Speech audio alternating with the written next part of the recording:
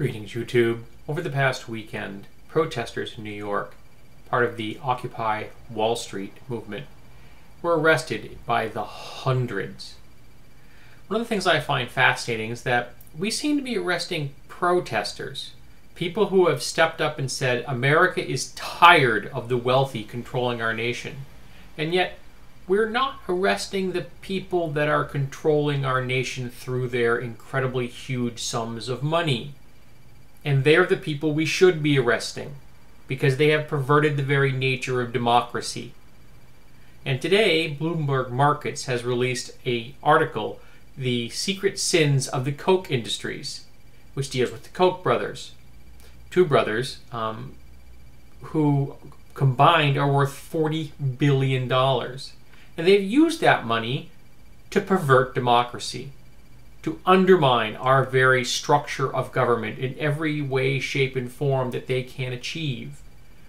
They're backers of the Tea Party, not because they believe that the Tea Party actually is useful to the American people. They understand that the Tea Party is just useful to them, because the Tea Party is pretty much nothing more than the very loud branch of the Republican Party. I know people will tell me the Tea Party started as a populist movement, and it may have started as a populist movement, but it was co-opted about 10 minutes after it got made. And ever since then, they have been doing the bidding of people like the Koch brothers. The Koch brothers who have bought something like 60 representatives, who have bribed companies and countries all over this world in an attempt to increase their slice of the pie at the expense of everyone else. These people are our enemies, not because we want them as our enemies, but because they have cast themselves in that role.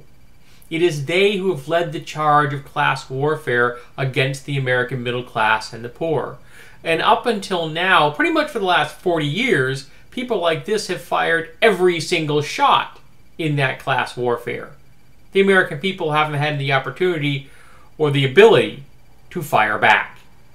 So whenever someone says that they're afraid that the liberal progressives are going to declare class warfare, sorry folks, it was declared 40 years ago by the wealthy. The middle class and the poor, the liberal progressives that support them, haven't fired a round. It's all been the conservatives, all the Fortune 500 families. Now I'm going to link to the article and a Metafilter discussion about the topic, both of which I think are interesting. But these are the people we need to stop. We need to keep them from destroying our nation. Because if we don't do something, they will achieve their goal. In 1980, one of the brothers, David, ran as vice president on the Libertarian ticket, pledging to abolish Social Security, the Federal Reserve System, welfare, minimum wage laws, and federal agencies, including the Department of Energy, the Federal Bureau of Investigations, and the Central Intelligence Agency. And even while I'm not a big fan of the CIA, I understand that they do serve a useful purpose. We just need to have a lot more control over them. And I am a fan of the FBI, because by and large, the FBI does a good job. They just tend to have this desire to infiltrate every political group in the world in the hopes of finding out something. And a lot of the time, they seem to have discovered that they've infiltrated the group to the point where there are more FBI agents in it than there are actual radicals. It's happened more than once. But the Koch brothers are a danger to America. They've been a danger to America for decades. And they will continue to be a danger to America until Americans step up and say, we've had enough.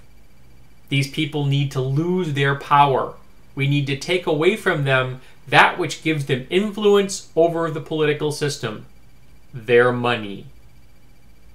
While we're at it, we might want to try to pry some of the over $2 trillion that is currently being sat on by the wealthy in America.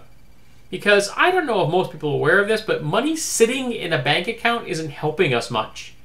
Money is a means of exchange, and if it's not moving around from hand to hand, from person to person, it isn't doing much good. These people are happy that there's a 9.1% unemployment rate. They're happy that there are millions of Americans out of work.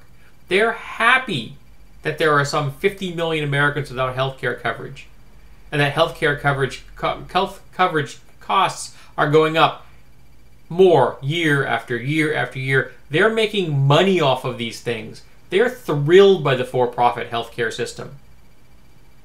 These people are the enemy of the American population, and we need to stop them. Yes, that makes me sound like a frothing, raving socialist. I'm aware of that. And at this moment, that's what I am.